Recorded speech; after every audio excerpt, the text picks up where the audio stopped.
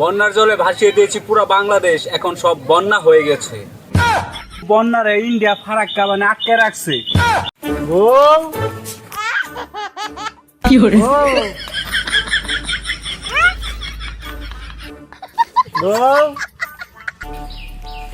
বন্যা বন্যা বন্যা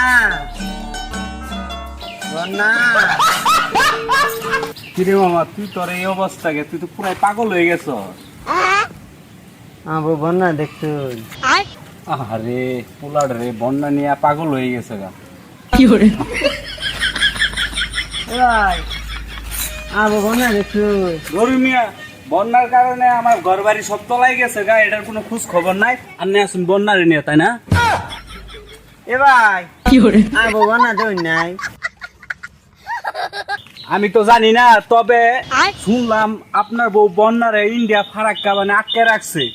অনুযায়ী একটু খুঁজ নেন। ফারাক্কা, আজকে তোর শেষ দিন, আমি আইতাছি।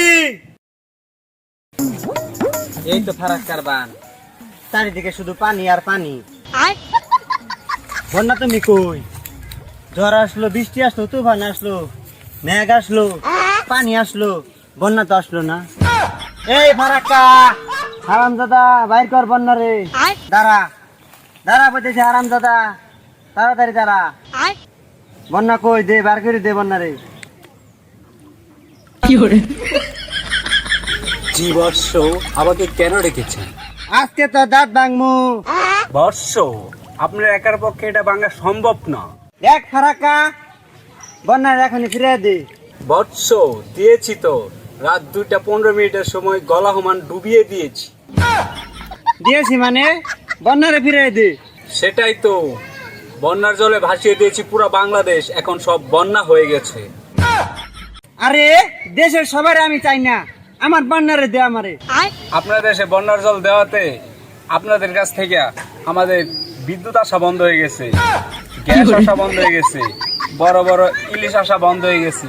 বিরাট ভাই বিপদে আছি, আর বন্যার জল চায়েন না। শালা, আমার বউ বন্যারে দিবি না? কিন্তু তোর রাত 2টার সময় পানি ছাড়া বন্ধ করবো। তোর জন্য আমি পাগল হয়েছি। দে আমার বউরে দে। খোদা হাফেজ বর্ষ।